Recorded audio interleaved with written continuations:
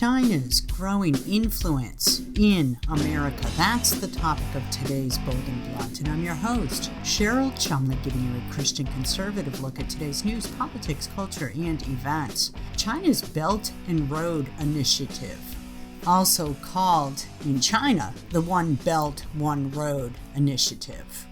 What do you know about that? I'm going to touch on that topic in context of talking about China's growing influence all around the world, but particularly in America. And in light of just wrapping the Olympics in China. And I have the perfect guest today to tie all these things together. His name is Jack Brewer. He is a former NFL player, so he understands the rigors of training for athletic events, but he's also the chairman of America First Policy Institute's Center for Opportunity, and he just spoke at the AFPI's recent forum on China Policy Initiative. So he'll be up in just a few minutes. And before I get into all that, I want to give a quick heads up that if you are a regular listener of Bold and Blunt podcasts, thank you. Thank you for your support. If you would like to subscribe to Bold and Blunt and get it delivered right to your email box, you can do so by going to WashingtonTimes.com, scrolling to the bottom of the page, finding the newsletter section, and my name, Cheryl Chumley.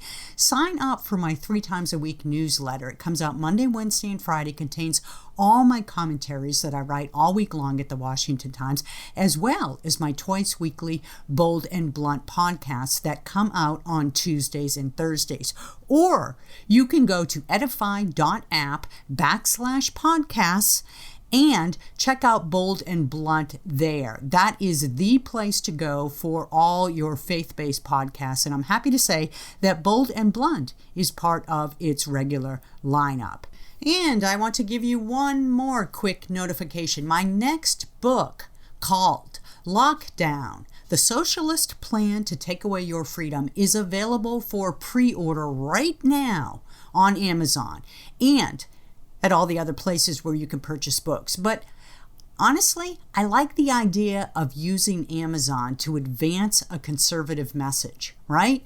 I know that there are a lot of people out there who don't like, out of principle, buying things off Amazon because it supports the leftist-leaning causes, and Amazon has been a pusher of stifling of conservative thought and so forth. But wouldn't it be one of the greatest ironies in history, maybe, if Amazon's biggest revenue streams came from sales of conservative books? I think that would be rather ironic. And I think that sends the message that conservatives want to send. It sends a message that you can't shut us up. And it also sends the message of the private market working, right? The free market working as it should. Just a thought. Anyhow, as I said, my book is available now for pre-order. Lockdown, The Socialist Plan to Take Away Your Freedom. There are great endorsements there you can check out from Newt Gingrich, from Congressman Jody Hice, from former presidential candidate Mike Huckabee, and more. Cal Thomas, syndicated author, columnist, and best-selling author Cal Thomas, has written an endorsement of it. So go there. Steve Bannon is another one who's written an endorsement. There are several to check out. Go there, check out the title, pre-order if you can, and help fight these far leftist influencers who are rapidly shoving socialism into America's politics and culture. So now for today's show, China's Belt and Road Initiative. It's also called BRI. It's also, if you're in China, they still call it One Belt, One Road, because it's a little bit interesting here. The West calls it Belt and Road Initiative so as to kind of distract from the idea that China's real push here is to develop one belt, one road. China's mission is singular, a singular purpose, and the West kind of wants to distract from that and make it seem like it's more inclusive, that it includes everybody and anybody who wants to do business in this new world economy that we're supposed to be rapidly heading into. Anyhow, if you're not familiar with this initiative, right, let me read from the Center for Global Development, give a quick rundown of what it is. Quoting now, China's Belt and Road Initiative, BRI, hopes to deliver trillions of dollars in infrastructure financing to Asia, Europe, and Africa. If the initiative follows Chinese practices to date for infrastructure financing, which often entail lending to sovereign borrowers, then BRI raises the risk of debt distress in some borrower countries. So, what it is basically is China's way of offering aid to all these downtrodden, poverty-stricken nations, 60 plus nations of the world. And in return, China gets a foothold into that country. China gets a foothold from where they can spring policy. And we're not talking free market policy here. We're talking communist policy. We're talking the type of policy that stands in direct conflict to America's goals, America's designs, America's free market, free systems. And China, on the path of pushing its infrastructure development in 60 plus nations around the world, created a bank called the Asian Infrastructure Investment Bank. And it's supposed to be a sort of competing structure with the World Bank. Let me read you from Bloomberg. This was written in August of 2018, just to explain a little bit more. Since the end of World War II, the U.S., Western Europe, and Japan have controlled much of the business of loaning money to poor countries to help them build public works and strengthen weak economies. These loans, made through the World Bank, International Monetary Fund, and Asian Development Bank, often came with demands for strict economic, ethical, and environmental behavior. Now there's a new player, China. In 2016, it launched the Asian Infrastructure Investment Bank, the first major multilateral development bank in a generation. One more quote, and then we'll move on. Initial fears that the bank would be lax about corporate governance have died down, replaced by fears that the real goal of the AIIB is to expand China's political clout throughout Asia. And it is the fear. It is the real fear. You know, America often makes loans or gives funding to nations in return for promises that that nation will pursue policy paths more in line with America's free structure. Sometimes it works, sometimes it doesn't. International aid has always been risky business. But when America holds the purse strings of the aid that goes forward to foreign nations, at least there is some control over it. Now you have China jumping in this mix. China creating its own bank. China funding all these initiatives in foreign nations that are more than happy to take the money from China because, look, if you don't have running water going to your village and someone comes along and offers to build you a system that gives you running water to your village, what are you going to say? No, we'll just continue to draw water from that muddy pond over there. We're good. You're going to take it. But when you have a nation like China, a nation already intent on becoming the global leader in the next few years by a certain date, by 2030 or by 2050, then suddenly those handouts, you have to look at what's behind the handouts. And with China, unfortunately, they're not talking freedom and free policy and individual rights. They are certainly not talking God-given rights, which is what America speaks. That's the language of America.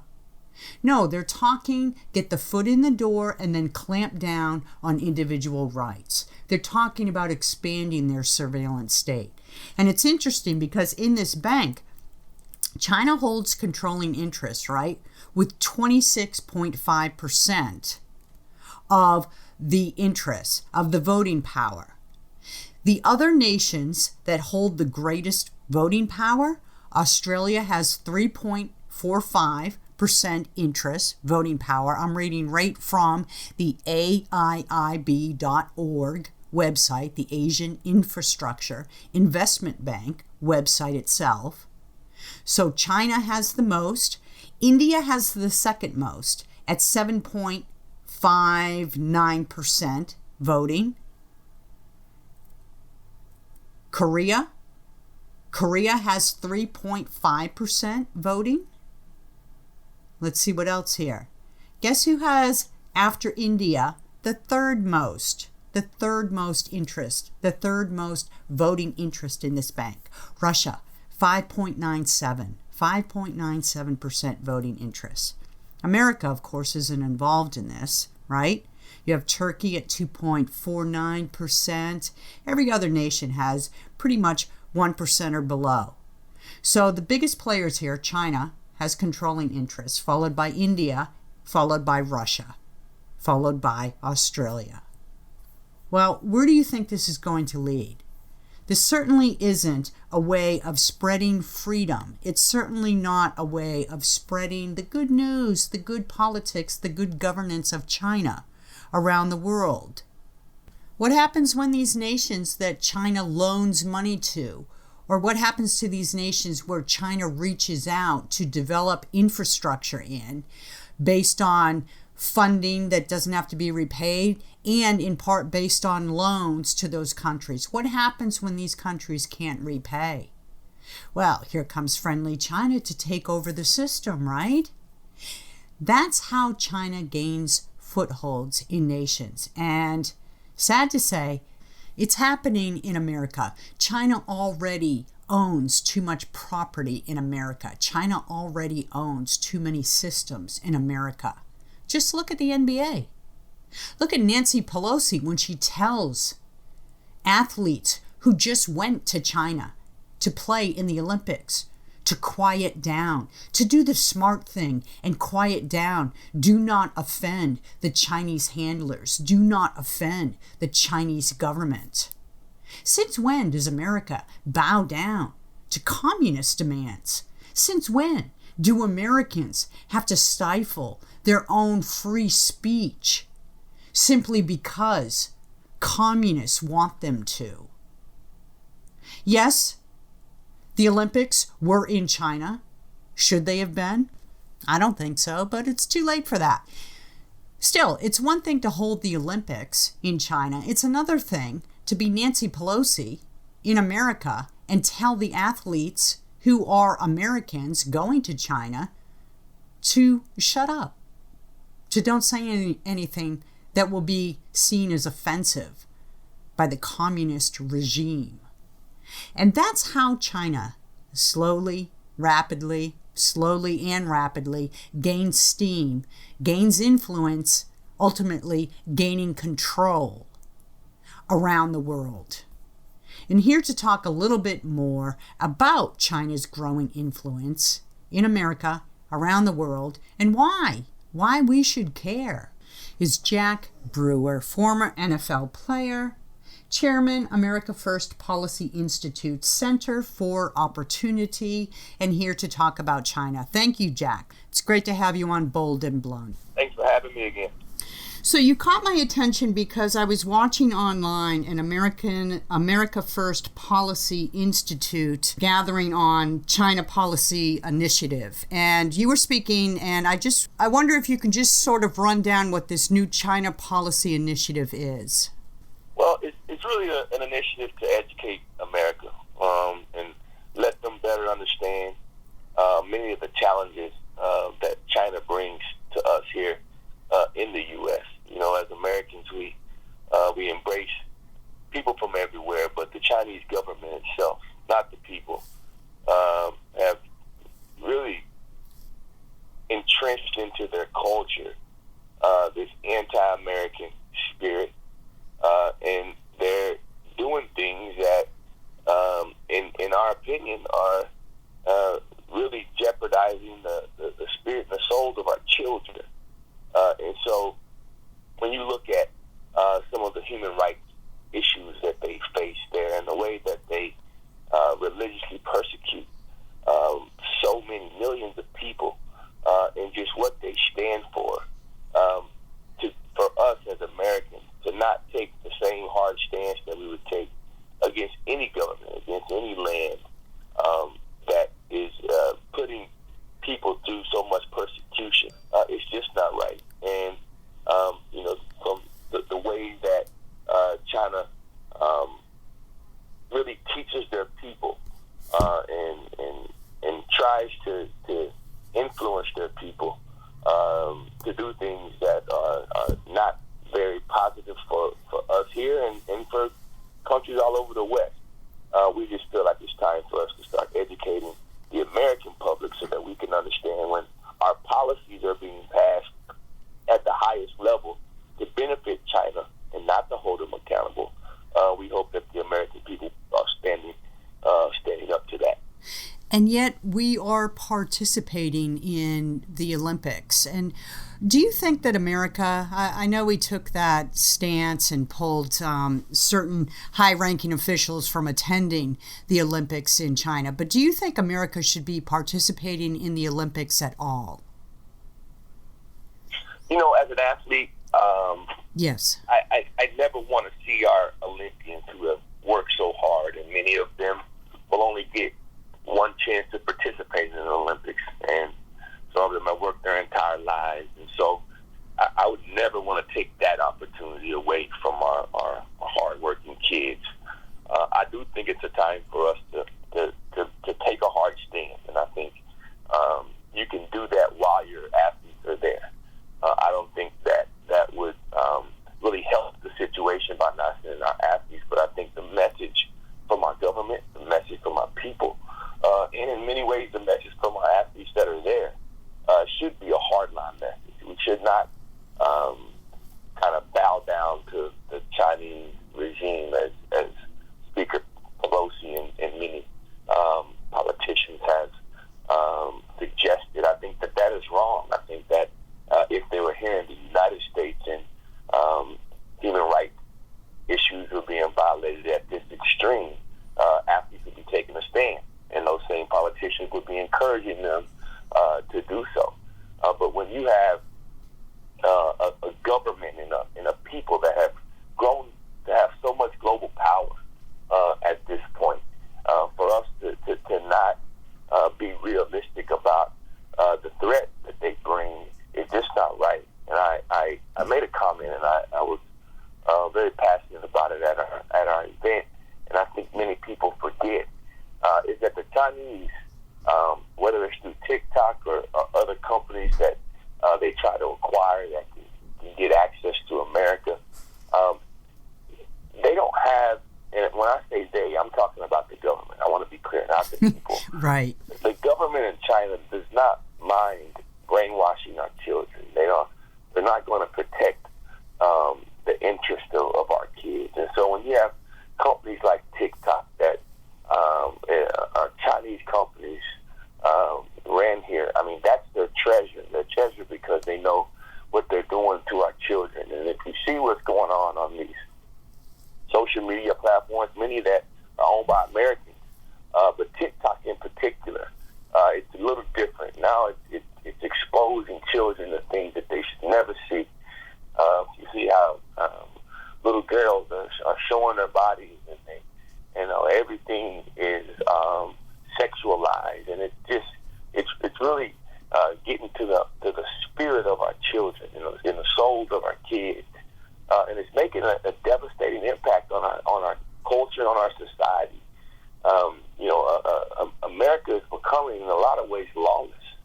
and we have gotten so liberal that we are not standing up for righteousness and standing against iniquities, and we're getting really far away from the basic truth, basic rule of law, 10 Commandments, the fear of God, and I think the Chinese people are really a catalyst for that. And I want to be clear again, when I say the Chinese people, I mean the government of China. You don't understate the danger with that, right? Because the difference between America and all other nations, but especially tyrannical nations like China, is that here our rights come from God, not government. Whereas in communist nations, the government wants to be the God of the people. So once that change occurs in a country, in the national consciousness of the people, that changes everything. Everything. I mean, it's just, you take out the soul and now you have ideals, these man-made ideals. And we all know that when man makes the ideals, or man sets the precedent on righteousness and right and wrong, we all know that man is created in sin. And the Bible teaches us that. And we all know that corruption can then come. And so, when you look at what goes on in China and how their government controls their people in the way that it does, in the way that they cleanse. I mean, you start looking at how the Chinese people actually racially cleanse their people. I believe it's the Han people that they're trying to obviously uplift. And here, if we had anything going on like that, people would go crazy. I mean, you hear white supremacy and racism and equality and equity here in the United States, and we're the most diverse country in the world. But yet we turn our eye and just make excuses for China when they're actually physically cleansing people, they're persecuting people, they're murdering people based upon their genetic makeup and based upon their religious beliefs. I mean, as Americans, we should really be taking a stand against that and demanding that our government officials and our policymakers hold China accountable for that. And we can't forget, I mean, they are the ones who released a virus on the world, and you don't hear about it. There's no accountability for it. There's nothing in place now that'll stop them from doing it again. And it's really unbelievable that someone could, start this virus war, this war through, spreading illness on the world, and we don't even try to hold them accountable. We have an administration running this country now that in a lot of ways has bowed down to them and others. And I think that's a direct result of what you're seeing now happen in Ukraine and the weakness that we showed in Afghanistan. I think all these things point to the same direction. It comes from the same spirit, and I think it's a threat to the world. Yep. And, we're speaking a little bit in religious terms, too. So one of the more satanic ways that China operates is through its sneaky deceptions. And I'm referring specifically to China's One Belt, One Road initiative, which here in the West we call the Belt and Road Initiative.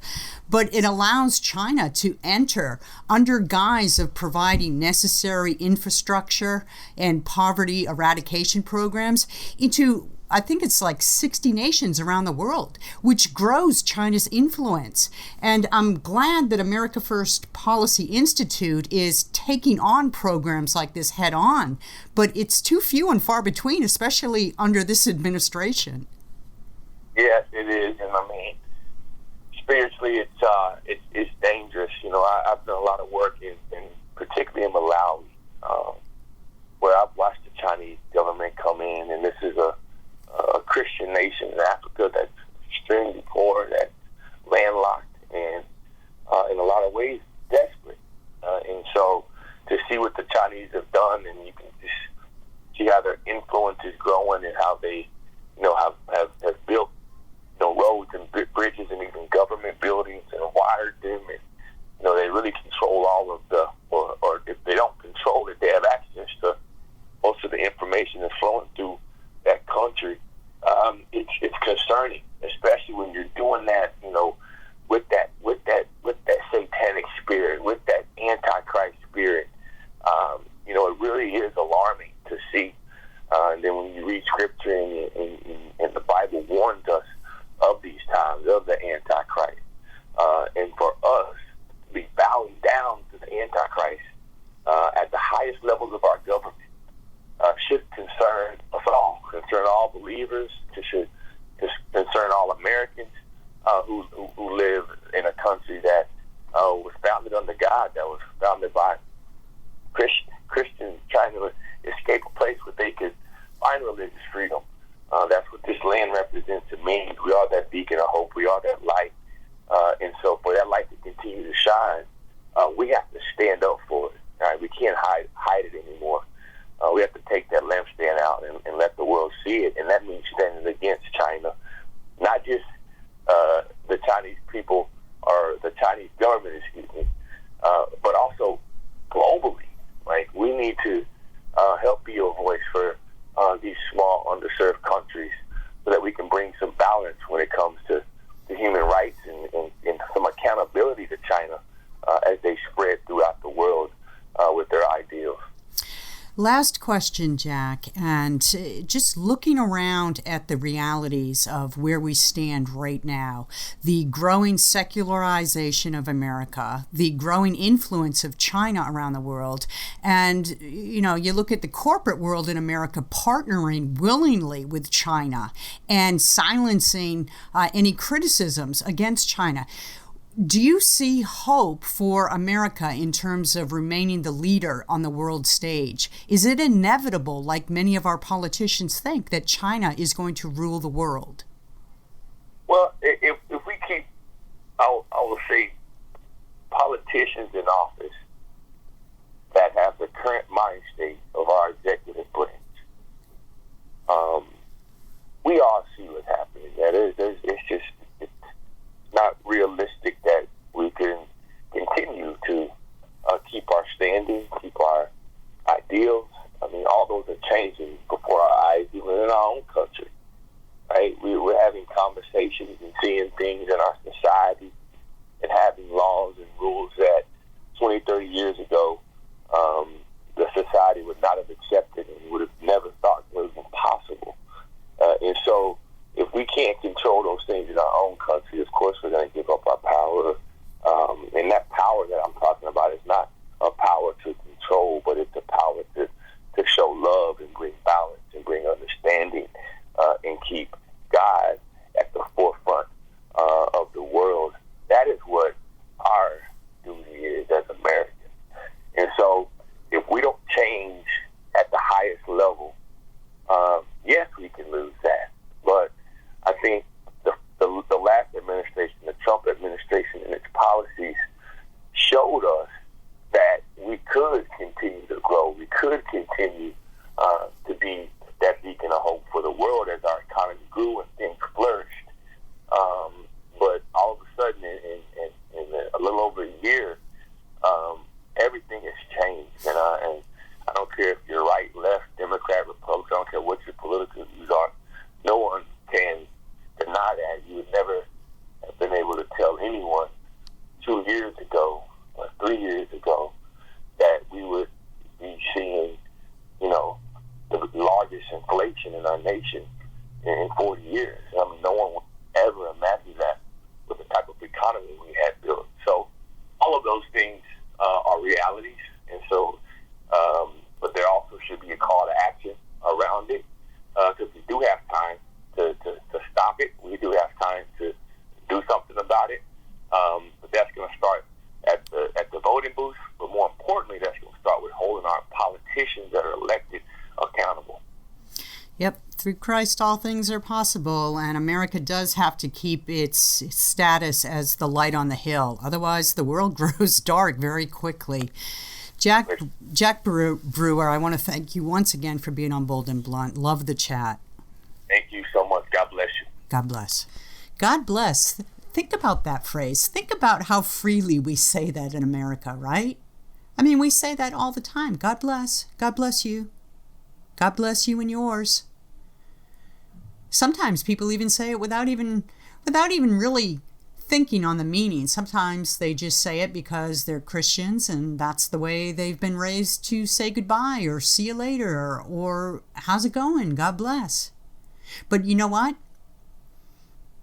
In a world with controllers from China, in a world run by Chinese communist influencers, that phrase right there would be radical. That phrase right there would land you in some sort of re-education camp. So think about that.